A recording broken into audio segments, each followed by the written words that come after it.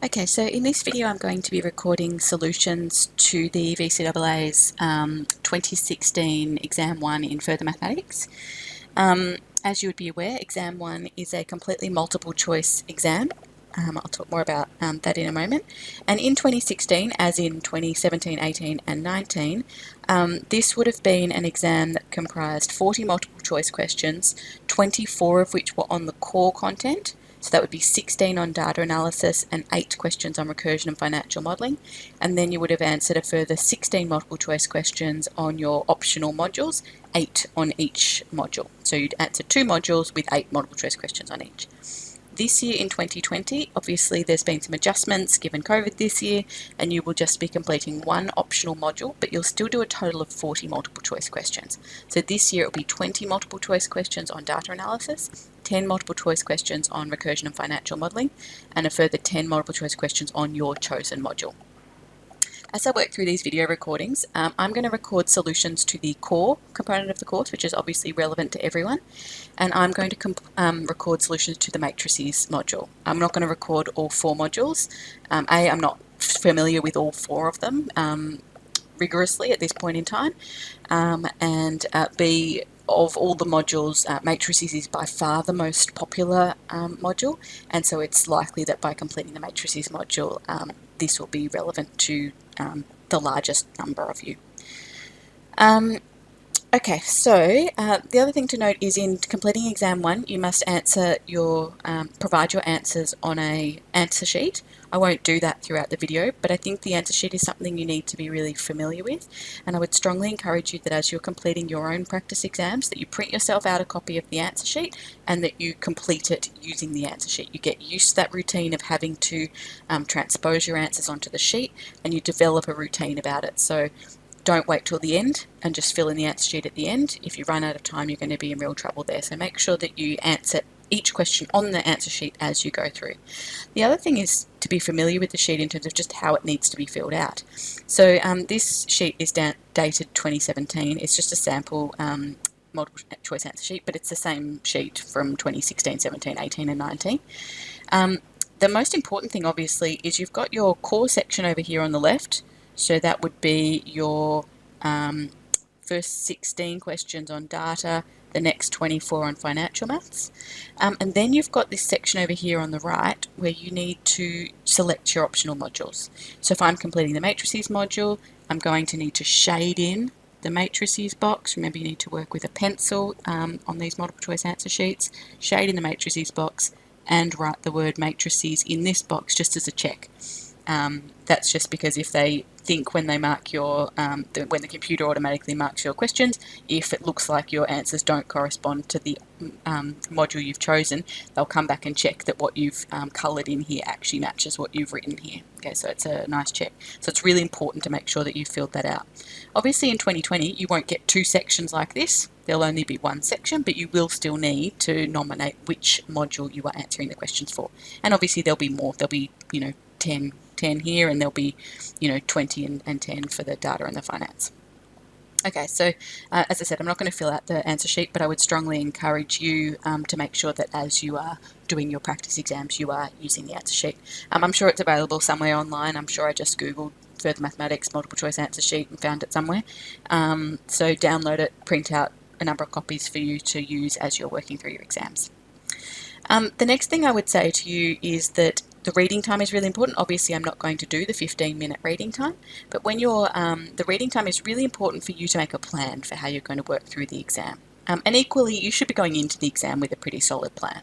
Okay, so half of your time spent in the exam should go to data analysis. In 2020, half of your time should go to data analysis. So, that would be 45 minutes on the data analysis questions. So being, clear with yourself about, well, what time is that? So, for example, this year in 2016, the exam started, the writing time started at 2:15. So that would mean 45 minutes on from there, by 3 o'clock, I should be finished with the data analysis questions. So set yourself some times and some boundaries like that you can work towards and that can help keep you on track so that you know that you're going to give yourself the best chance of finishing the paper. The other thing is to plan the way you're going to approach the paper. So if matrices is your preferred topic out of the 3 topics you're going to be answering, do it first. do your strongest topic first. Build up some confidence, lock in some marks, do it while you're fresh. You leave the weakest topic for the last. Okay, then if you run out of time and you have to guess a few questions, it's fine. It's not your strongest topic anyway, and that sort of thing. So plan the way you're going to approach the exam. Obviously, I'm going to work my way through the exam in order, just to make it easy for other people to navigate this video, but you think about what's the best way for you to approach the exam. Okay, let's get on to the questions. So we've got a table of information here that's relevant to questions 1 and 2. The table shows blood pressure rated as being low, normal or high, and age, either under 50 years or 50 years or over. There's 110 adults were surveyed and their results recorded, and the results are displayed in the 2A frequency table. Okay, so let's look at question 1. The percentage of adults under 50 years of age who have high blood pressure is closest to. Now, I want you to be really careful here. This question could be very easily misread. And for question 1, it's easy to make a mistake here. You might read this as what percentage of the people surveyed are adults who are under 50 years and have high blood pressure. And in that case, that would be 11 out of 110, which works out as 10%, which isn't an option, which is lucky too. And perhaps that's their concession in question 1, because quite often the most common mistakes you'll make are likely to be distractors in the multiple choice options. So it's not 11 out of 110 that we're interested in, because the question says the percentage of adults under 50 years. This of is really important. The percentage of the adults who are under 50 years who have high blood pressure. So it's not 11 out of 110, it's 11 out of the adults under 50 years, out of 58. So 11 out of 58, multiplying by 100% to convert to a percentage. So 11 divided by 58 times 100, Control Enter. Working with your CAS in the exam, make sure you've started a new document every time. So to the nearest percent, that's 19%, which is option B. Make sure you start a new document every time so that any past data you've got entered in or variables you've defined or whatever it might be are not going to interfere with your work in the exam. Okay, so new document. Additionally, the other thing I would make sure that you check, particularly in relation to financial maths, is that your display digits are set to at least be float 9 or 10. You could also just make it float without anything, and that's going to be the best option for particularly financial maths, where you're quite often dealing with quite large values, and sometimes if those display digits is set too small, it can be unnecessarily rounding off your answers where actually there's more information there. I prefer calculation mode on auto, but I know some further math students prefer approximate, but I would suggest auto. You press Control Enter if you want your answer as a decimal. Okay, question 2, the variables blood pressure, which is measured as low, normal or high, and age, under 50 years or 50 years and over, are both what kind of variables? So they're clearly both categorical variables, even though blood pressure would be measured using numbers and age can be measured using numbers. The way we're grouping people into categories here, so this is categorical data, and that's actually clear from the options, because categorical variables can either be nominal or ordinal, and pretty much they're your only options. There's no numerical data options. Okay, so the difference, ordinal variables are categorical variables where there is an implied order in the categories, versus nominal, which is categories in which there is no implied order. So in this case, blood pressure, clearly there's an implied order in those categories, low, normal and high, and additionally age, there's an implied order there. They're either sort of young or old, under 50 years or 50 years or over. And so I would say these are both ordinal variables, which is option B. Okay, question 3. The STEM plot below displays 30 temperatures recorded at a weather station. Obviously the key is really important to interpreting this information correctly, so this is not 25, it is 2.5 degrees Celsius. The modal temperature, so mode is the most common thing, the most frequent thing. So we're looking for the most common number. I'm looking at probably this 2.8, okay, so there's 1, 2, 3, 4, 5, 6 of those. Just checking, there's 4 of the 2.9s, there's 4 of the 3.7s, there's nothing else that's that common. So 2.8 degrees Celsius is the modal temperature, so option A. Okay, information relevant to questions 4 and 5. The weights of male players in a basketball competition are approximately normally distributed with a mean of 78.6 kilograms and a standard deviation of 9.3 kilograms. There are 456 male players in the competition. The expected number of male players in the competition with weights above 60 kilograms is closest to. Okay, so this is where we want to make use of our 68, 95, 99.7% rule. Okay, so we know if we have a normally distributed variable with a mean of 78.6, obviously it's all about sort of 1, 2, or 3 standard deviations above the mean. So we're interested in 60 kilograms, which is clearly below the mean. Okay, and if we have a look at the mean, so 78.6 minus 1 standard deviation, so minus 9.3, is 69.3. Okay, and then 2 standard deviations minus another 9.3 is going to be 60. So we're actually talking about 60 is 2 standard deviations below the mean. Okay. Alright, so that means we want to make use of the fact that we know that within 2 standard deviations of the mean, so all of that would be 95%. Now we want the expected number of male players in the competition with weights above 60. So we want all of that. So we also want to think about this bit here. Okay. Now obviously because a normal distribution is symmetric, those 2 blue sections that I've just highlighted will both be equal in area. And we have to have 100% underneath the bell curve. So we've got 95% in the pink region, which means there's 5% not accounted for. And so if everything's nice and symmetric, there has to be 2.5% over here and 2.5% over here. Okay, so what we can see is that 95% plus 2.5%, so 97.5% weigh more than 60 kilograms, which means we want to know how many of the players weigh more than 60 kilograms. So we want to work out 97.5% of the 456 players. So that's 0.975 multiplied by 456. 0.975 times 456 is 444.6. So that's closest to 445 players. So that is option E. Okay, so we've still got the same normally distributed variable about the basketball weights of male players in a basketball competition. Brett and Sanjeeva both play in the basketball competition. When the weights of all players in the competition are considered, Brett has a standardized weight of Z equals negative 0.96, so his Z score is negative 0.96, and Sanjeeva has a standardized weight of Z equals negative 0.26. Okay, so understanding what your Z score tells you, how many standard deviations away from the mean are you. So Brett's standardized weight is nearly 1 standard deviation below the mean, and Sanjeeva's standardized weight is around 1/4 of a standard deviation below the mean. So they're both below the mean, which means we know they both weigh less than 78.6 kilograms. Okay, let's just work our way through the options. We want to know which is not true. Brett and Sanjeeva are both below the mean weight for players in the basketball competition. That's true because both of their standard scores are negative. Sanjeeva weighs more than Brett.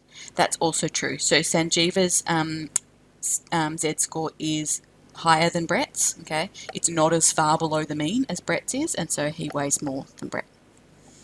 If Sanjeeva increases his weight by 2 kilograms, he would be above the mean weight for players in the basketball competition. Okay, so let's have a think about, so actually let's just work out then what Sanjeeva's actual weight is.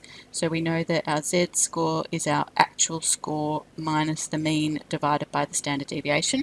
So for Sanjeeva that is negative 0.26 is equal to his actual weight minus the mean weight, which was 78.6, and divided by the standard deviation, which is 9.3.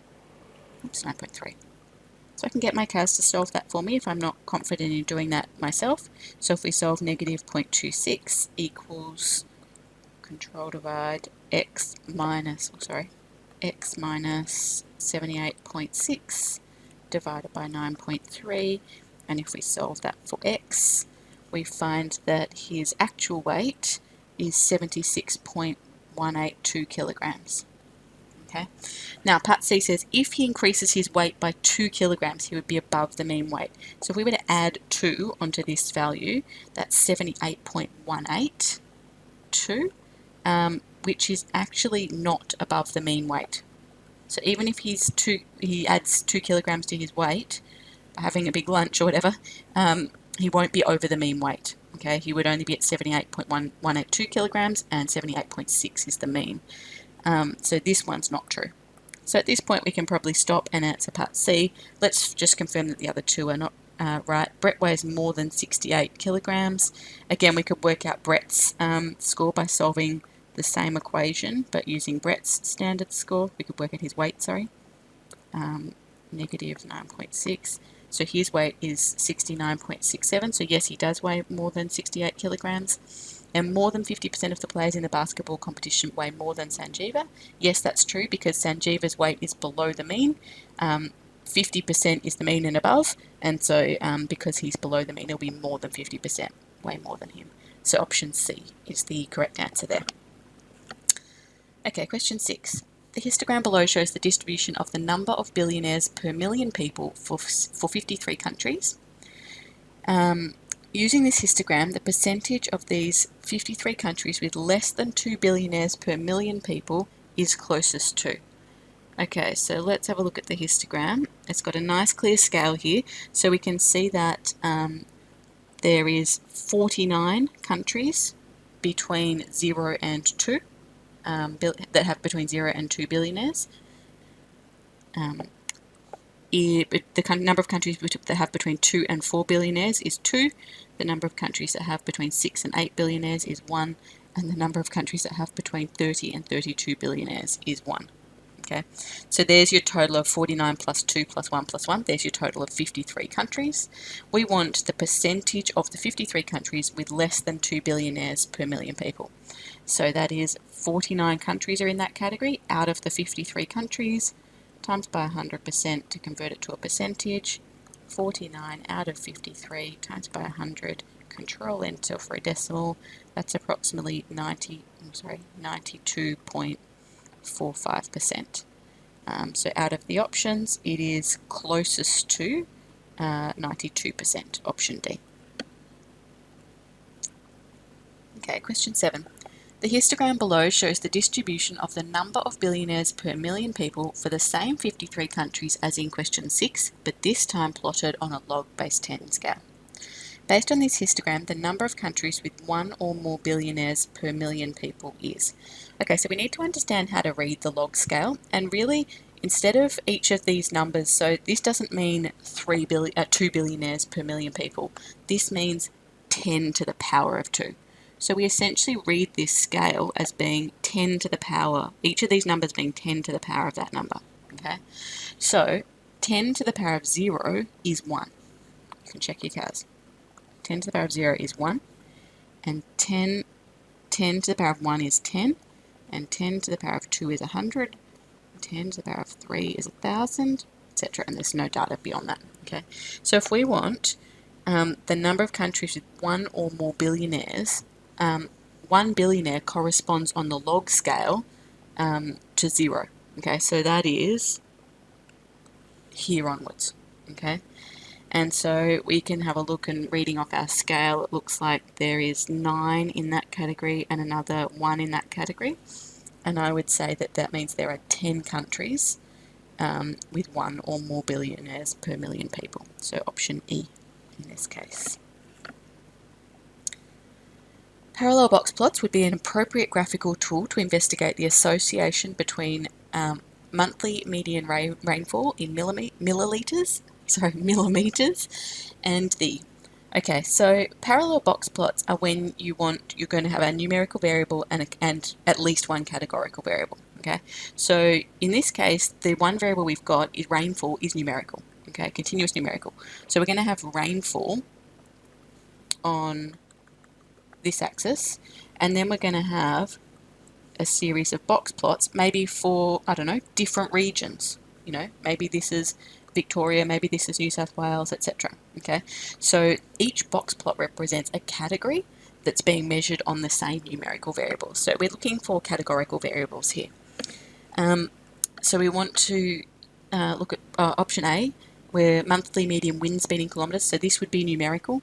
So if we have two numerical variables, we'd use a scatter plot. Monthly median temperature in degrees, no, that's numerical. Again, we'd use a scatter plot.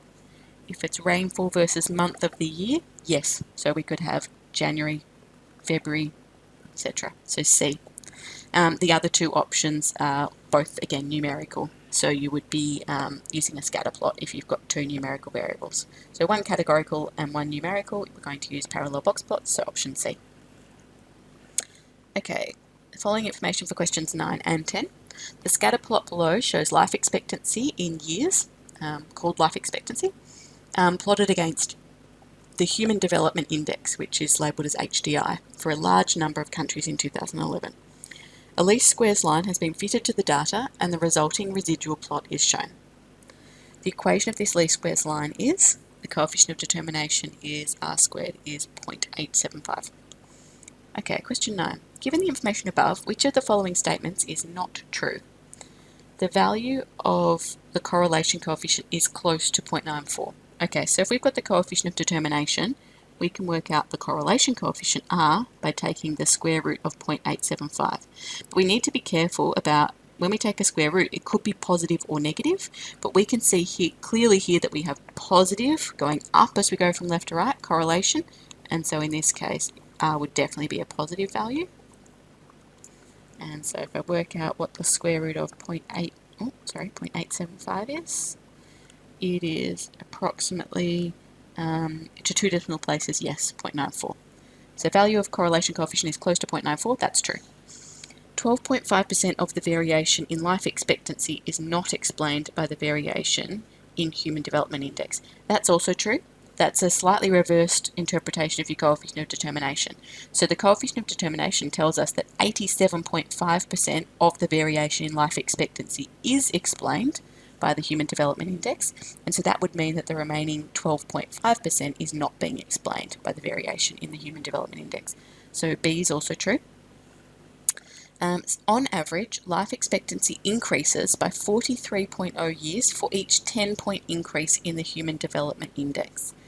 Now, that's not true at all, because that is a statement that's describing the gradient of the line, and 43 is not the gradient of the line. 43 is the y-intercept of the line. The gradient is 0.422.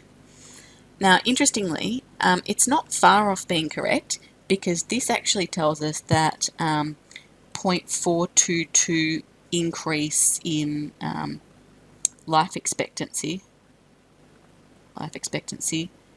happens for every one increase in HDI, okay? Which means if it's for every 10-point increase in HDI, if we're going to make this 10 multiplied by 10 and multiply this by 10, it'd be actually 4 point, sorry, I was thinking it'd be 100, it'd actually be 4. So it'd be a 4.22 increase in life expectancy for every 10-point increase in HDI. So option C is definitely not correct.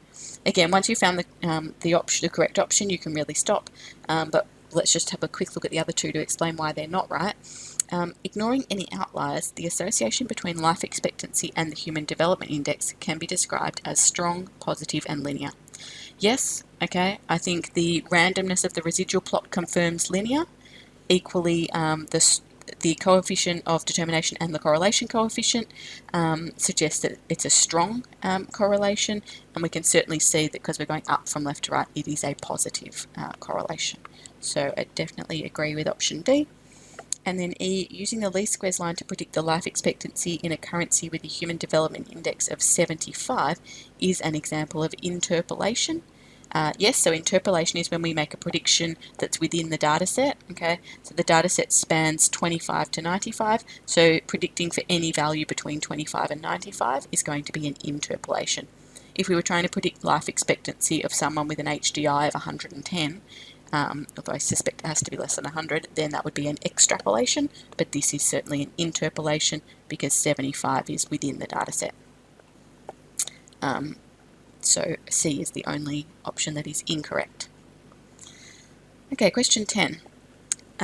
In In 2011, life expectancy in Australia was 81.8 years and the Human Development Index was 92.9.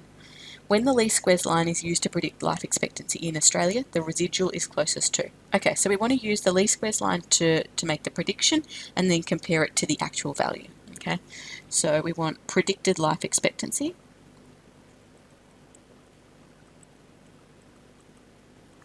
Is going to be 43.0 plus 0.422 multiplied by the HDI. Let's just check which way around I've got it. Life expectancy was 81.8 years and the Human Development Index was 92.9. So the HDI is 92.9. So let's work that out. 43 plus 0.422 times 92.9.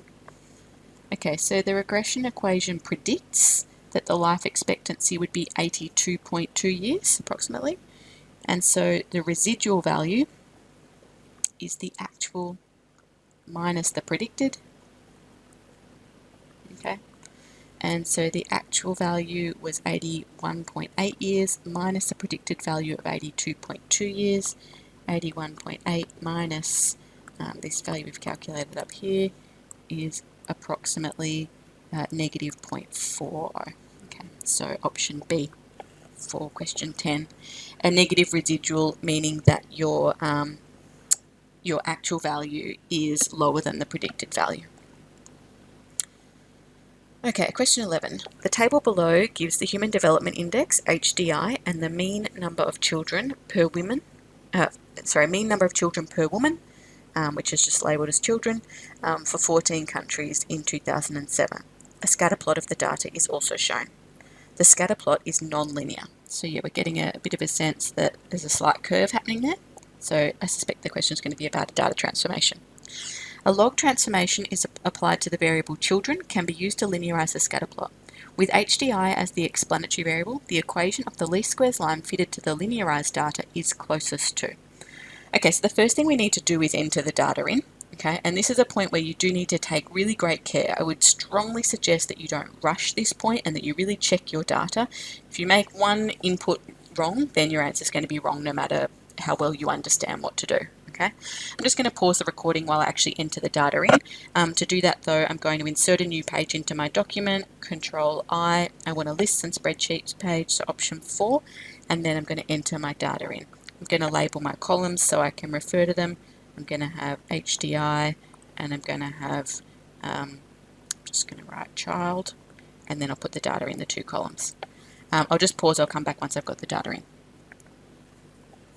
Okay, so I've finished entering my data. One of the nice, quick and easy checks you can do, I noticed when I finished entering the first column of data that I was at the 14th row of my spreadsheet on my CAS, and so I then quickly looked back over here and confirmed yes, 14 countries, so good, I haven't missed any in the first column, and then as I was entering in the second column, I was just periodically checking that, as I typed the number 3 in, I made sure that it was sitting next to the number 62.5, etc., to make sure that I was on track.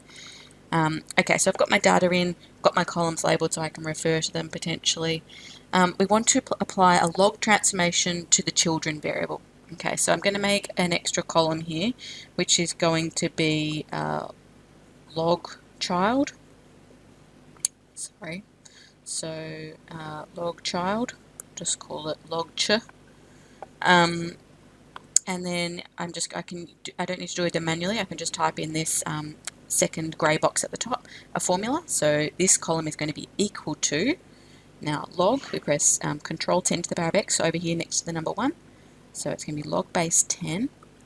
If you leave that base blank, it will assume base 10, but I think it's a good idea to put it in. And then I can either type the word child, which will refer to the data in column B, or I can press the variable button and choose the variable that I've defined, child, and then it will fill in that column with log of the child value. Okay, so then we want to do a least squares regression with HDI as the explanatory variable and log child as the response variable. So I can do that here in my lists and spreadsheets menu, 4 for statistics, 1 for statistic statistical calculations, and then 4, so 414 for linear regression a plus bx. My x list, so that's my explanatory variable, is going to be HDI. My y list, which is my response variable, is going to be log children. And then everything else is fine. It's putting the answers in column D. Okay, so here's my regression equation. Here's my a plus b, my a and my b. Okay, so the regression equation though, because it's log children, so technically it's y equals 1.05a plus, so in this case it's minus b, which is 0.0095x, okay? But in this case, our x variable was HDI, okay? And our y variable wasn't children, it was log of children. Okay, so it should be log of children equal to, okay, that'll be 1.1 to 1 decimal place, equal to 1.1 minus 0.0095 times HDI. So option A looks like it is the correct option here at question 11. Immediately you should be ruling out, again, when you're doing multiple choice, sometimes a moment of logical thought. And equally, if you don't know how to do this, see if you can at least narrow down the options so you're guessing between a smaller number of options. So the minute that you're applying the log transformation to the variable children, your equation should have log children in it, not log HDI. So you can immediately rule out B and D, okay? And it has to be A, C, or E, and then it's about actually executing that transformation correctly. But if you don't know how to do that, you're at least now only guessing between 3 options rather than guessing between 5 options. So your chance of guessing correctly increases significantly. So try and always look to see whether you can at least rule out some options, even if you're not sure how to do the question. Okay, question 12. There is a strong positive association between a country's Human Development Index and its carbon dioxide emissions. From this information, it can be concluded that increasing a country's carbon dioxide emissions will increase the Human Development Index of a country. Okay, so this is about you understanding a bit about correlation versus causation. So we've got a strong positive association between HDI and carbon dioxide emissions. So what we're essentially seeing here is if we have HDI and carbon emissions, we've got a strong positive association. Okay. So the idea though is the association doesn't make prediction. So this statement here in particular is what I'm not liking about A. Equally, so it is looking like as carbon increases, HDI is also increasing, but it's not the phrasing of this sentence is around the wrong way.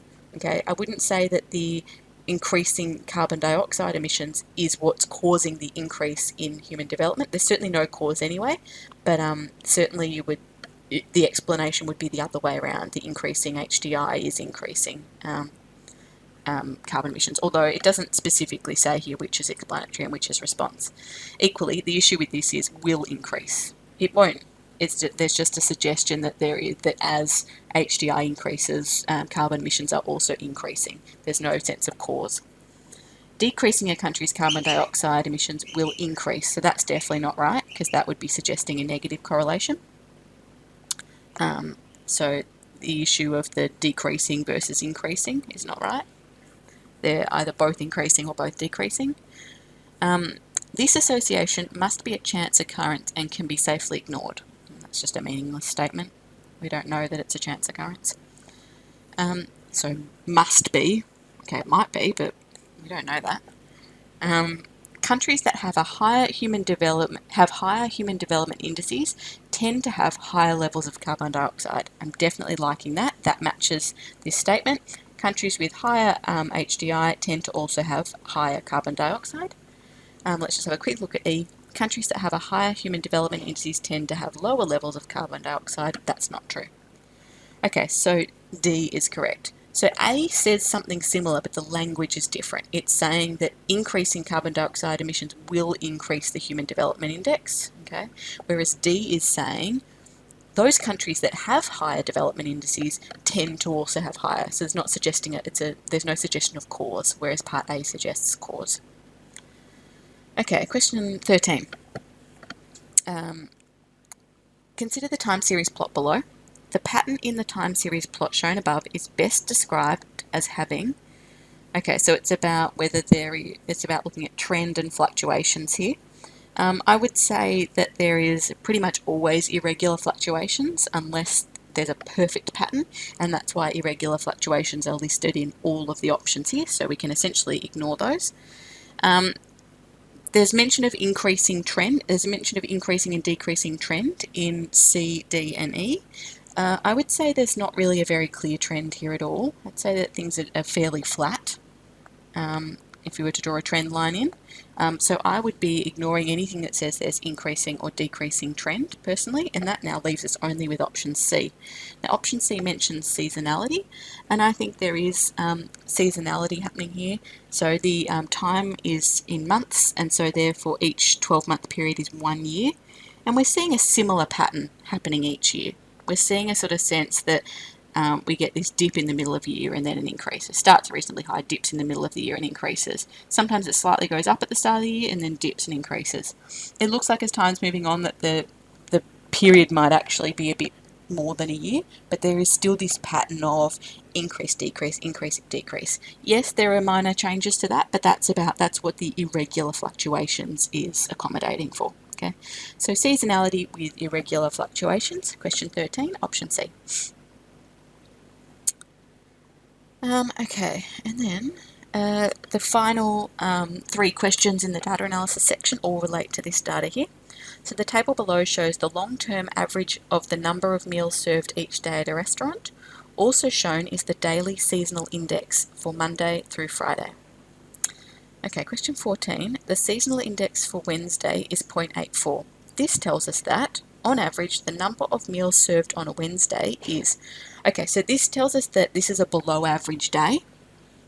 So the seasonal index is all how does this particular day compare to an average day. Okay, so if the seasonal index is less than 1, it's a below average day. If the seasonal index was exactly 1, it's an average day, and if the seasonal index is more than 1, then it's an above average day.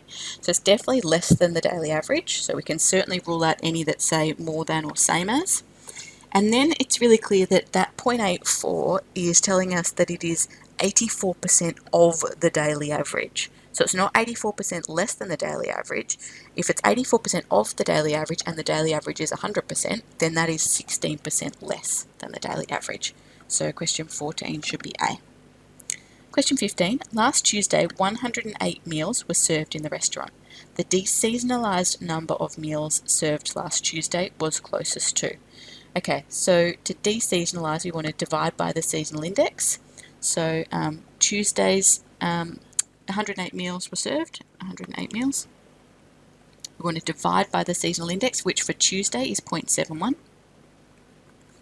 And so that's going to give us our deseasonalised value. Oh, sorry, let me get out of the lists and spreadsheets. Go back across to my calculator.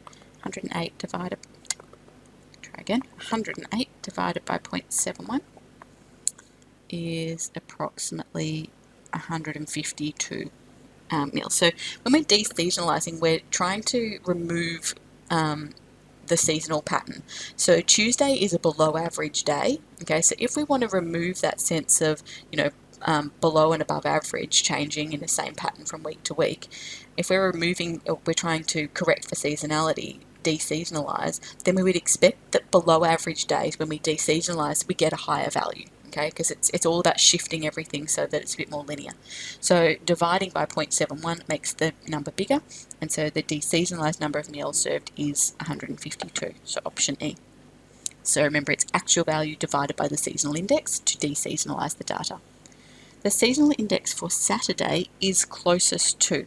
Okay, so in terms of the way we calculate a seasonal index, we want to know how do those numbers compare to the average. Now this, in fact, we've got an average here. We can see that the long-term average on Saturdays is 190, which is clearly, clearly going to be above the average. So we definitely expect a number more than 1. We've got 2 unknown seasonal indices. So if we only had 1 unknown seasonal index, we would know that all our seasonal index, all 7 seasonal indices, because they have to average 1, would add up to 7. Okay. But because we've got 2 missing, we can't be sure about that. So we're actually going to have to calculate the seasonal index. So the first thing we need to do is work out what is an average day. How many meals do we serve on an average day? So we want to actually average. We're averaging these numbers up here. So 89 plus 93 plus 110 plus 132 plus 145 plus 190 plus 160 divided by 7 days. Okay, so our average, on an average day, we serve about 131 meals. Okay, so if we want to confirm, if we want to then look at confirm Tuesday's seasonal index, so comparing Tuesday's actual meals to the average, sorry, it's not 90, it's 93, divided by the actual value divided by the average gives us, that's where we get the seasonal index of 0.71. So that's confirmed there. So let's do that for Saturday. So 190 meals on Saturday, dividing by an average day to work out how does it compare to the average day. So this is about to 2 decimal places, it's 1.45 compared to an average day. So it should be option D for question 16. Okay, so that's the end of the data analysis. Let's now move on to the recursion and financial modelling. Question 17, consider the recurrence relation below. The first 4 terms of this recurrence relation are. Okay, so obviously the first term is 2, so that immediately rules out A and B. And then we can just get our CAS to work out the recurrence relation for us. So the quickest way to do this is to put in your A0 value, or your initial value, at 2, which is 2, and press enter. And then to get to the next value, we're going to times by 3. So I didn't type the number 2, the first thing I type is multiply. That's then going to take my previous answer, multiply it by 3, and then add 1. The advantage of setting it up this way, so the second number is 7, so we can rule out C. And the advantage of setting it up this way is that you can then recur it really quickly and easily just by pressing enter. So if I press enter again, it will take the previous answer, multiply it by 3, and add 1. Okay, and so it's going to be 22, so that means option E. And obviously if we needed more, we could just keep pressing enter and it becomes quick and easy. Question 18. The value of an annuity, VN, after N monthly payments of $555 have been made, it can be determined using the recurrence relation. Okay, so the initial value of the annuity is 100,000. The way to get from 1 month to the next month, N is in months, is to multiply by 1.0025 and then subtract 555. So that's the payment that's being subtracted out of the annuity each month. The value of the annuity after 5 payments have been made is closest to. Okay, so again, let's just use the recurrence relation. You can use your finance solver, but it's already set up as the recurrence relation, so let's just do that. So my initial value, 100,000, press enter. To get to the next month, I'm going to multiply by 1.0025 and then subtract 555. So that's after 1 month. Okay, so after 1 month and 1 payment, 2 months, 3, 4, 5. So after 5 payments, we are closest to 98,467. So option C. If you did want to use your finance solver here, menu 8.1 for finance solver, N is, you want to know after 5 months, your interest rate, you would have to calculate the interest rate. Okay, so you would have to calculate that from this. So that's actually going to be more complicated than it's worth, really. So it's up to you. You can work it out. We're clearly increasing by 0.025% per month. Sorry, no, 0.25% per month. So that's per month. You need an annual interest rate for finance solver, so multiplying that by 12 is going to give you, let me just see if I can do that in my head, it's going to give you 3% per annum. So if you make that 3, but there's quite a bit of maths and understanding in that, much easier just to use the recurrence relation as it is. Your principal value is 100,000. It's an annuity, so that's an investment. You put the money in the bank, so it's negative money. Money goes from you to the bank, so away from you. You're taking out payments, so they are coming towards you. Okay, so from the bank to you, so that's positive money, the payments. Future value is what we want to work out. It's happening monthly, so payments per year and compounds per year are 12. We always leave it at end in further maths. So the future value is 98467. But by the time you worked out the interest rate and then entered it all in here, much quicker just to work with the recurrence relation. Okay, question 19. Purchase price of a car was $26,000. Using the reducing balance method, the value of the car is depreciated by 8% each year. A recurrence relation that can be used to determine the value of the car after n years, Cn is da da da. Okay, initial value of the car, $26,000. That's the same for all of them. So it's all about this 8% each year. Okay, so it's a reducing balance method, which means we are every year multiplying by a value to reduce by 8%. Okay, so if we are reducing by 8%, it means we are keeping 92% from one year to the next. Okay, so we are multiplying by 0.92 to get from one year to the next. So it should be option A here at question 19. These ones are all not for reducing balance. Okay, they're for flat rate depreciation. So you're just taking away $8 off the value every year. This one you've got a bit of both reducing balance depreciation, and you're also taking off a flat $8 every year. So that's not what's happening here. This one, the value is actually going up, so it's not depreciation. If you multiply by 1.08 every year, it's also not going up, so it's not depreciation. You're increasing by 8% if you're multiplying by 1.08. Okay, question 20. Consider the recurrence relation below. This recurrence relation could be used to model. Okay, so what's happening here? So let's have a think about that. 1.04, so we are increasing by 4% every year, month, whatever n represents, okay? And then we are adding 500. Okay, so if this is a financial application, we're adding $500, and we are starting with $10,000. Okay, we're starting with $10,000, we increase it by 4% and add, I won't put that, and we add $500. Okay, so it's certainly not reducing balance depreciation, nothing's going down. A reducing balance loan, okay, so the value is also not decreasing, so there's no reducing balance happening, so also not B. A perpetuity with periodic payments of $500 from the annuity.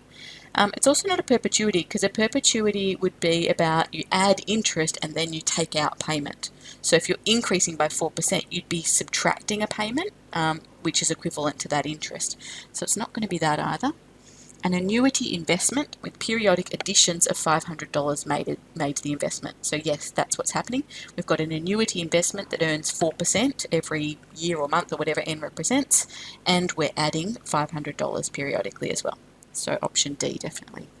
Interest-only loan, again, this isn't an interest-only loan. That would suggest the balance would always stay at $10,000. The balance isn't staying at $10,000 from month to month or year to year here. It's increasing by both 4% and $500. So definitely not an interest-only loan. So option D for question 20. Okay, question 21. John invests $80,000 in a perpetuity that will provide $4,000 per year to fund a scholarship at a university. The graph that shows the value of this perpetuity over a period of 5 years is.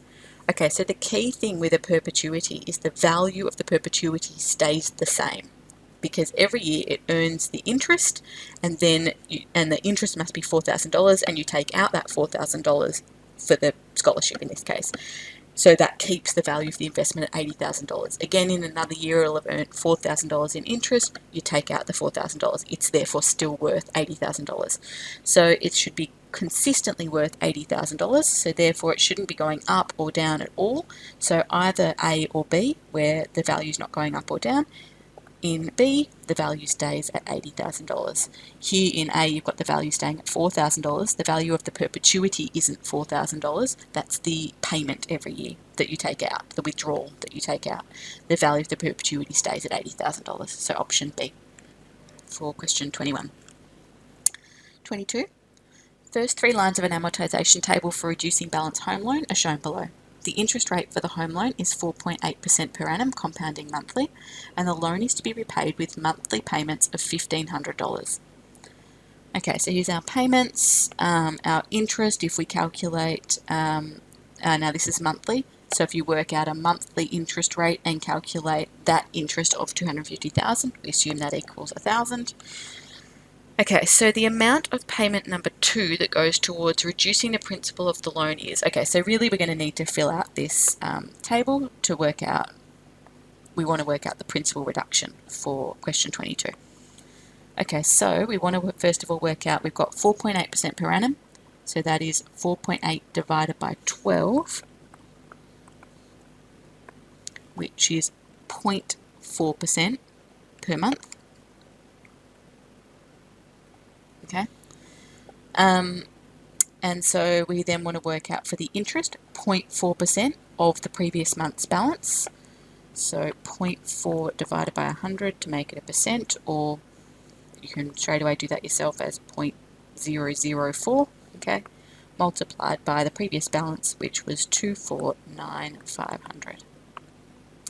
Okay, so the interest at the second payment is $998, which means the principal reduction is the payment minus the interest, okay, because $1,500 payment, $998 of that is going to just paying off the interest, and therefore it is $502 that is going to come off the balance of the loan. Okay, so the balance of the loan would therefore be $249,500 minus that 502. So the balance of the loan after the second payment would be 248,998. Okay, so the question though here, the amount of payment number 2 that goes towards reducing the principal of the loan, that's this 502, is option B for question 22.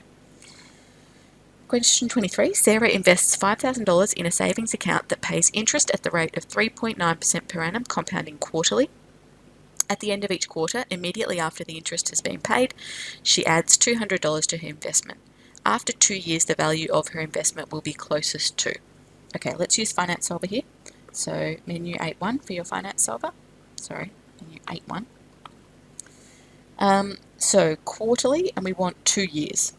2 years quarterly means that n is going to be 8. Okay, 8 quarters in 2 years. So n will be 8. Interest rate is 3.9% per annum. So that's I. Always a per annum interest rate in the Finance Solver. Sarah invests $5,000, so she's investing the money in the bank. That's money going away from her towards the bank, so it's negative, so negative $5,000. At the end of each quarter, immediately after the interest has been paid, she adds $2,000. So that's also money going away from her. So she adds another $200. Sorry, I think I said $2,000. She adds $200 to her account. Also negative payment. It's quarterly, so our payments per year and compounds per year should be 4. Always end in further maths, but that's the after the interest has been paid, so the end. And then we want to know what the future value is after those 8 payments. Future value is, future values, this is our principal value, or present value, some people refer to that, and this is our payment. And we want to know what is the future value, and it's $7,059.25, so closest to $7,059, option D for question 23. In question 24, the last financial maths question, May invests in an annuity that earns interest at the rate of 5.2% per annum compounding monthly. Monthly payments are received from the annuity. The balance of the annuity will be $130,784.93 after 5 years. The balance of the annuity will be $66,992.27 after 10 years. The monthly payment that May receives from the annuity is. Okay, so we want to treat this as the principal or present value, okay? And obviously this will be the future value, which means that the time period is 5 years, okay? So it's 5 years, and compounding monthly, so that means n is going to be 12 times 5, so 60, okay? So let's edit our Finance Solver. So n is going to be 60. The interest rate is 5.2% per annum. The principal value in this case is going to be, now again, it's an annuity, so it is money that she invested into the bank, so it's negative $130,784.93. The payment is what we're trying to find. The future value will be positive. So you interpret the future value slightly differently. It's relative to May. Is that her money or is that money she owes? Okay, so it's an annuity, and there's still money in it after 10 years. That's her money. So she doesn't owe $66,000 to the bank after 10 years. That is her money that they're going to owe to her. So that's positive money. 66,992.27. Payments per year and compounds per year, it's monthly, so it should be 12. Okay, and the payment is going to be $1,500. So option C. Okay, so that's our financial maths completed. As I said, I'm going to complete the matrices module as the just one optional module, but knowing that it's the most common module and likely to be the one most commonly completed in 2020 when students only complete one module. Okay, so I would have at the beginning already filled out my answer sheet indicating that I'm answering matrices. If I didn't fill it out at the beginning, I'm filling it out now before I start putting answers on my answer sheet. Okay, so question 1, the transpose of this matrix is, okay, so transpose is when you switch the rows and the columns. So if this is a 2 by 3 matrix, the first thing I know is that the transpose is going to be a 3 by 2 matrix. Okay, so anything that's not a 3 by 2 matrix definitely can't be the transpose. Now, then it's simply about swapping the rows and the columns. Now, your CAS can do this for you. I'll show you how in a minute, but honestly, this is easier to do yourself. So the first row becomes the first column, 2, 7, 10. We probably don't need to fill out the rest of it because immediately option C is the only correct option. You can get your CAS to do the transpose. You put the matrix in, you enter in the matrix, and then you do menu 7 for matrix and vector, 2 for transpose. But honestly, the time taken to type it in is not outweighed by just understanding what a transpose is and being able to do it yourself. Okay, so option C. Question 2. The matrix product is equal to. Okay, so again, yes, you could type this into your calculator and your calculator can work this out for you. You can even put letters in there and it will do the multiplication for you. But again, being able to do it yourself is going to be quicker and easier in the long run. Okay, so this is a 5 by 5 matrix and we are multiplying it by a 5 by 1 matrix, and so the answer we're going to get will also be 5 by 1. Okay, the top number in the answer is going to come from doing the top row times the only column. So it'd be 0 times L, which is 0, 0 times E, which is 0, 0 times A, which is 0, 1 times P, which is P, 0 times S, which is 0. So we're only going to get P. So immediately ruling out any option that doesn't have P at the top. Okay. Now then, what I would then do, once you've narrowed it down to here, is I would then look at, okay, and in this case, I'm going to look at the second option because the second option, all three are different, and so I will get the correct answer just by, the second row, I'll get the correct answer just by working out the second row. If, for example, things were different, I certainly wouldn't be working out the fifth row because that's the same across all three. And also if you had options, let's say you had that this was A here and this was A here and this was E here, I probably wouldn't do the second option because if it's A then I still have to do it second row, because if A is the second row then I still have to do another row. So find a row where all of the options are different. Okay, so yes, in this case that's fine, we'll do the second row. So that's going to come from doing second row times only column. 0 times L is 0, 0 times E is 0, 1 times A is A, 0 times everything else. So it should be A in the second row. So therefore, option D. So using your answers a bit to work backwards as to what's going to be the most efficient way to answer this. So you don't need the whole answer. You just need to narrow it down from the options. Okay, question 3. The matrix equation below represents a pair of simultaneous equations. These simultaneous linear equations have no unique solution when m is equal to. Okay, so we get no unique solution if the determinant is equal to 0. So we want to work out the determinant for this matrix here. And we know that the determinant is AD minus BC, so that is where A, B, C, D. So it's this diagonal minus this diagonal, multiplied together obviously. So in this case that's going to be 12 times 3, A times D, minus 9 times M. Okay. So that is 36 minus 9m, and we need the determinant to equal 0. Now you can get your CAS to solve that if you need to. For many of you, that will be quicker to do by hand. 9m equals 36, which means that m has to equal 4. As I said, you can get your CAS to work out the determinant for you as well. So menu 7, 3 for determinant. You can then put in your matrix and it will tell you what the determinant is. M and 3. So the determinant is, and the CAS does some factorising. If you were to expand that, it's going to be exactly the same as what we got, 36 minus 9m. Okay, you don't need to do that. I'm just showing you it's the same as what we found by hand. And then once you've found your determinant, you need to make the determinant 0. So menu 3, 1 to solve. The determinant equal to 0 for m gives you m equals 4. So yes, you can use your CAS, but for me, by the time I type in a 2 by 2 matrix, I can have found the determinant by hand quicker myself. Okay, so m equals 4. So when you're using your CAS in any math subject, further maths included, the outcome around CAS is for appropriate use of CAS. So you want to make good decisions about when does it help, when doesn't it help. Okay, don't assume you automatically need to do everything with your CAS. Often it's not quicker. Question 4, the table below shows the number of each type of coin saved in a money box. So 5-cent coins, 10-cent coins, 20-cent coins, 50-cent coins. The matrix product that displays the total number of coins and the total value of these coins is.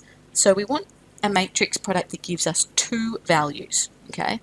2 values, that is the total number of coins, okay, which will be those all added up, okay, and the total value of the coins, okay? So we need to get, first of all, we need to think about, we need a matrix product that is going to give us 2 numbers, okay? So immediately I'm thinking, well, this is a 1 by 5 matrix, sorry, 1 by 4 matrix, and this is a 4 by 1, so this is going to give me 1 by 1. So it's only going to give me 1 number, and I clearly need to get 2. This is 1 by 4, this is 4 by 2, and so this is going to give me 1 by 2. So this is an option, B. This is 4 by 1, sorry, 1 by 4, 4 by 2, so this is also going to give me 1 by 2. This is not, because this is 1 by 4 times 4 by 1 again, so this is only going to give me 1 by 1. So we can rule out D. And this one is not even going to be possible. This is 2 by 4, oh, sorry, 2 by 4, and this is 4 by 1. So this is going to give me a 2 by 1. So that will still give me 2 numbers. So that's an option. So it's only out of, it can't be A or D. So again, thinking clearly about what you're expecting. Now, if it's easier for you to actually work out, right, what is the number of the coins and what is the total value of the coins, and then to evaluate each of these options until you get one that gives you those 2 values, that can be a way to do it as well. So you're expecting the total number of coins to be 15 plus 32 plus 48 plus 24. It's 119. You're expecting the total value, so that's the total number of coins. The value is going to be, now, is it going to be in cents or in, yeah, it's going to be in cents. So the value is going to be 5 times 15 plus 10 times 32 plus 20 times 48 plus 50 times 24. So again, you can work that out this way if you want. 5 times 15 plus 10 times 32 plus 20 times 48 plus 50 times 24. So the total value is going to be 2,555 cents. Okay, so they're the 2 answers that you're expecting. Okay, so then if it's easier for you, and this is certainly, I wouldn't advocate it as the best method, but what you can do is say, okay, and then work out the matrix product. So 1 by 4, first of all, I'm not typing in option B. So 15, 32, 48, 24, and then I'm multiplying that by a 4 by 2 matrix, which is going to be 1, 5, 1, 10, 1, 20, 1, 50. Okay, that certainly does give me the 2 numbers I want. 119, 255. So this looks like B might be correct. Okay. If you tried it with option C, if we edit this one here, so instead have the 24, 48. So we fluked out that the first one we tested is right, and so therefore this turned out to be a pretty efficient method. However, if the last option we test is the one that's correct, then it becomes a much less efficient method. Okay, so it's lucky. Okay, so if we do it this way, we don't get, the 85's not right. Okay, so we're not getting the total value's right, but the 85's not right. Okay, so this isn't right, so C's not right. And again, we can try the other option here. This last option, E, if we understand our matrices, it's going to add up 5 plus 10 plus 20 plus 50, which is meaningless, and it's going to add up those. So it would give us the 119 here, but then this top row would be, what's that going to be, 70, 80, 85. Okay, so this 119 is useful, but this isn't useful. Okay, so definitely not here. So B is the correct response here. Just highlight that because it's got a bit lost. So B is our correct answer. Better than actually testing them with your CAS is to actually understand how the matrix multiplication works. Okay, so I could see pretty quickly that B was going to be the right option because it's doing two lots of multiplication for me. It is doing these numbers here multiplied by ones. So 15 times 1 plus 32 times 1 plus 48 times 1 plus 24 times 1. So that is adding up the total number of coins. That's where we get the 119 from. Okay, but I don't need to actually do that to work out that it's correct. I understand that that pink thing is going to sum the number of coins because that column of ones is a summing matrix. The second calculation will be, let me get rid of the pink again. It's going to be that times that. So that's going to do 15 times 5 plus 32 times 10 plus 48 times 20 plus 24 times 50, which if I'm thinking about what needs to happen, that's exactly the calculation that I need to do to work out the total value. Okay, the value of the coin times the number of coins, right? So looking at these other ones, similar options here, the value of the coin times the number of coins, that's why that's correct. But the issue with this one is it's doing the value of the coins, it's adding up the total value of the coins to get 85, which is meaningless. That's not what I need. Okay. This second one, part E here, was wrong as well.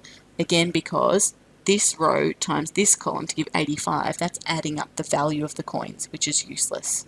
The second one, this row times the column, that is adding up the number of coins, so that's why that's useful, but the 85 isn't useful. Okay, so these are much more efficiently done if you understand how matrix multiplication works. As I said, I could see pretty quickly that it had to be B because it was doing the right calculations that I wanted. Okay, so obviously you can use a sort of brute force method where you just basically work out what each one gives you and see which ones give you the correct values.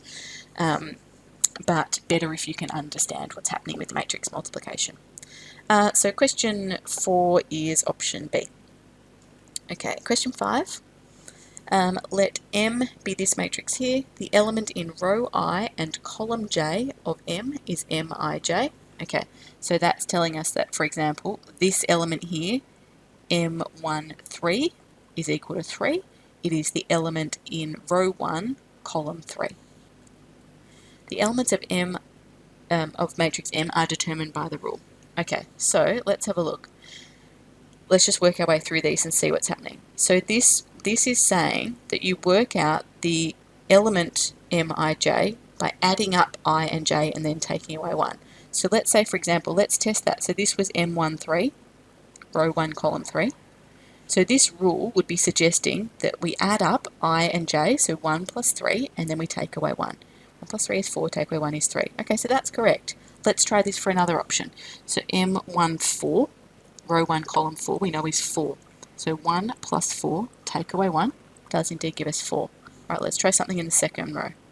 M22. Add up the rows and columns, 2 plus 2, and take away 1 is 3. Okay, so that's not right. So it's not this one, option A. All right, so let's think about, and again, you should better do this a bit more in your head than write it all out. So let's think about option B. So in option B, we're going to double the row number subtract the column number and add 1. So again, this means if it's M13, okay, we're going to do 2 times 1 minus 3, so 2 times the row number, which is 1, minus the column number, which is 3, and add 1. So that is 2 minus 3, which is negative 1, and plus 1, which is 0. Okay, so that's not right because we know that M13 is 3. Alright, so we can rule out B. Let's have a think about C. So C says that we do 2 times the row number plus the column number and then take away 2. So in this case that would be 2 times the row number, which is 1, plus the column number, which is 3, and then take away 2. So 2 times 1 is 2, plus 3 is 5, and take away 2 is 3. Okay, so that's right. M14, for example, which is 4, 2 times 1 plus 4 and take away 2 is going to give me 4. Yep, let's try something on the second row. M22, 2 times 2 plus 2, take away 2. It's 4 plus 2 minus 2 is 4, so that works. Okay, let's have a look at the other ones. Let's try M23. So 2 times 2 plus 3, take away 2, so that's 4 plus 3 is 7, take away 2 is 5, which is correct. Okay, M23 is 5. Let's try M24. 2 times 2 plus 4, take away 2, so that's 4 plus 4 is 8, take away 2 is 6, that's correct. Let's try M11. 2 times 1 plus 1, take away 2 is going to be 1. Yes, correct. Okay, so it's looking like option C might be correct. Let's just quickly see if we can rule out options D and E before we lock in C. So let me just erase that, give me some space again. Okay, let's just have a quick look at D and E, as I said. So D suggests that we take the row number plus 2 times the column number and take away 2. So M13, that would be 1 plus 2 lots of 3, take away 2. So 1 plus 6 is 7, take away 2 is 5. We know that's not right because M13 is 3. Okay, so that rules out D. Having a look at M13 for option E, it says we add up the row number and the column number and 1. So we add up 1 plus 3 plus 1 is 5, which is not correct. So C is the only option. Question 6. Families in a country town were asked about their annual holidays. Every year, these families choose between staying at home, travelling and camping. The transition diagram below shows the ways the families in the town change their holiday preferences from year to year. A transition matrix that provides the same information as the transition diagram is. Okay, so let's just be clear about things that are the same. So always going from the column to the row, so from to, okay, in all of them. And everything's in the same order. So HTC, what were the things again? Home, travelling, camping. It's all in the same order in all 3 of them. Okay, so there's no sort of tricks along that line. Okay, so we might sort of start by looking at what's different. The most obvious ones to have a look at are the leading diagonal, so those that actually do the same thing from year to year. So home to home is 30%. All of them have 30% at home to home. Okay. Those who go from travelling to travelling, so travel 1 year and then travel again the next year, is 50%. So that's the middle. They're all the same, so that's not helping us. The bottom right is different though. This one's got a different thing, so let's have a look. Camping to camping is 60%, and so that rules out D. Okay. Alright, then you want to have a look for another place where things are different. In fact, let's try and find where things are there's a bit more variation. Okay, let's have a look at the top right. We've got 3 different possibilities there, so let's consider those. So that is those that go from camping 1 year to staying home the next year. So from camping to staying home is that line there, which is 40%. And so therefore that knocks out these 2 options, A and E, for us. Okay, so now let's just look at where a place where C and B are different. Okay, let's maybe have a look at here. They're different there. So that is from camping to travelling. So from camping to travelling, it doesn't appear that anyone goes from camping to travelling. So that would be option B then is correct. So from camping to travelling. Okay, so again, you don't need to check everything. So I I don't work out what the transition matrix is. I don't write out the transition matrix. I work backwards from the options rather than actually working out what the transition matrix is. And that's where you've got that technique of multiple choice questions. It's a different technique for solving them, given that you've got the answers sitting there in front of you. It's usually more efficient, or often more efficient, to work back from the answers. Okay, question 7, 2 more matrices questions. Each week, the 300 students at a primary school chose art, music, or sport as an afternoon activity. The transition matrix below shows how the students' choices change from week to week. So again, from here to here is always how a transition matrix works, from the column to the row. Okay, we've got all the numbers there. So based on the information above, it can be concluded that in the long term, no student will choose sport. Okay, so we need to work out what's happening in the long term. So we want to have a look at essentially the steady state transition matrix, which is technically is t to the power of infinity, but in practice, usually, a power of 50 is more than enough. Okay, so I'm going to work out what that is. So I need to type in my transition matrix, which is a 3 by 3 matrix, 0.5, 0.4, 0.1, 0.3, 0.4, 0.4, 0.2, 0.2, and 0.5. And we raise that to a big power. 50 is usually more than enough. You can check looking at 51 to see that you have actually reached a steady state, and yes, the values in those two matrices are the same. So that's at a big enough power. Okay, so I'm just going to put 2 decimal places values in here. So this is 0.35, 0.37 to 2 decimal places, and 0.29. Sometimes you get some rounding error where the columns don't add up to 1 just because of the rounding. That's okay. 0.35, 0.37, 0.29, and it's the same here, 0.35, 0.37, 0.29. So that's also indicating that we've reached the steady state, that each of the rows is the same. Okay, and that's because essentially, so what are we having a look at here? Art, music, or sport. So regardless of whether they did art, music, or sport this week, there will be 35% of them doing art next week. Okay, and again, regardless of whether they did art, music, or sport this week, 37% of all of them will end up doing, of each of them will end up doing sport the next week. So you get this steady flow. Every week, 35% of those doing art will keep doing art, 35% of those doing music will move to art, 35% of those doing sport will move to art. Okay. So there's certainly no sense that no student will choose sport. Okay, it's definitely students choosing to do sport next week.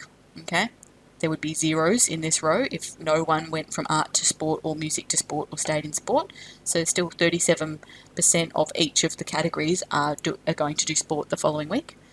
So definitely not A.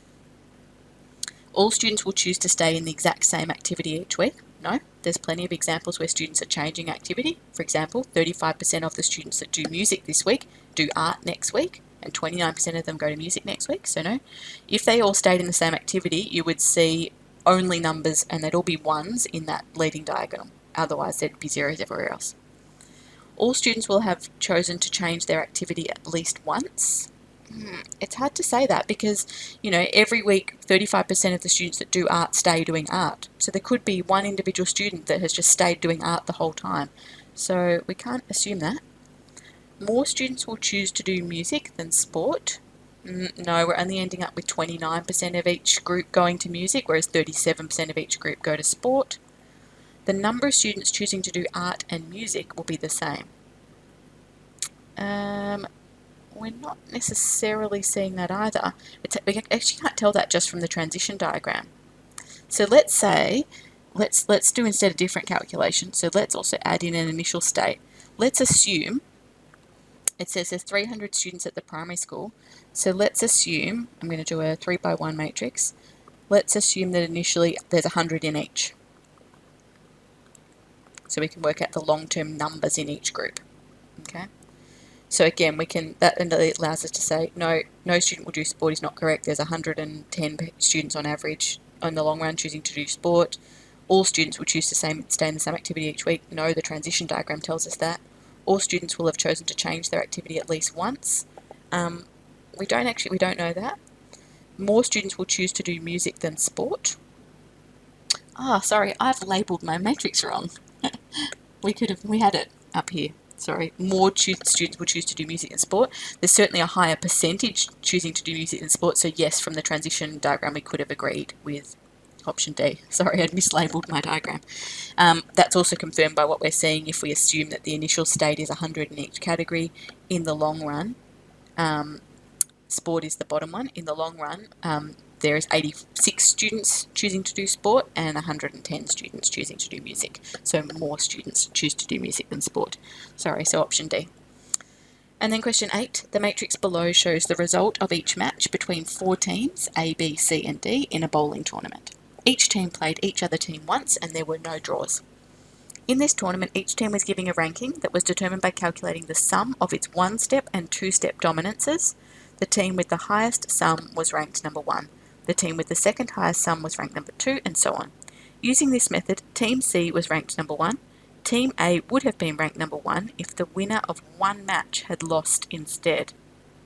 Okay, so let's have a little look. So this is our one-step dominances. Okay, here we can see that Team A beat one other team, Team B beat 2 other teams, Team C beat 2 other teams, and Team D beat only one other team. If we work out, so therefore there's no clear winner just from looking at one-step dominances. So if I call this D, if I work out D squared, get my CAS to do that for me. So we need a 4x4 matrix. 0, 0, 1, 0, 1, 0, 0, 1, 0, 1, 0, 1, 1, 0, 0, 0. Oh, sorry, and we'll do that squared. Okay, so our two-step dominances are 0, 1, 0, 1, 1, 0, 1, 0, 2, 0, 0, 1. Sorry, written too big. And 0, 0, 1, 0. Okay, so we've got 2 two-step dominances, 2 two-step dominances, 3 two-step dominances, and 1 two-step dominance. And so when we add D and D squared, and we sum the rows, we're going to get a total of 2 plus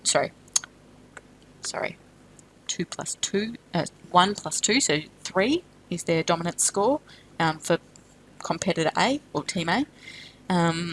2 plus 2, so 4 is Team B's dominance score. 2 plus 3, so 5 is Team C's dominance score. And 1 plus 1, so 2. Okay, so that's where C is ranked team number 1. Team A would have been ranked number 1 if the winner of one match had lost instead. Okay, so having a look, Team A's overall dominance score, when we include both one-step and two-step dominances, is 3. So they're actually 2 behind. They're actually coming third at the moment. So obviously they're going to have another win. They have to have both a one-step dominance and hopefully a two-step dominance. So let's just have a look at what happens if we change things. So if Team A and B, so at the moment when A played B, B won. Okay, so if instead A had won, that would mean there'd be a 0 there and a 1 there. Okay, and so that would make this 2 and this would be 1. Okay, so that certainly increases them by 1 and decreases them by 1, but that still doesn't make them win unless we need to factor in the two-step dominances. So, sorry.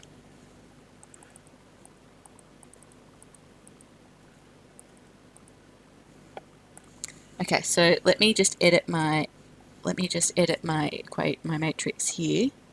So we're saying that A defeated B, which means that B did not defeat A. If we work out the squared matrix, then we're going to get we can see that, now I'm not going to rewrite it all out here, but we can see that if I add up the rows on the CAS, you can see that this becomes a 3, this becomes a 1, this becomes a 2, and this becomes a 2. Okay, so now when we add those up, 2 plus 3 is 5, 1 plus 1 is 2, 2 plus 2 is 4, and 1 plus 2 is 3.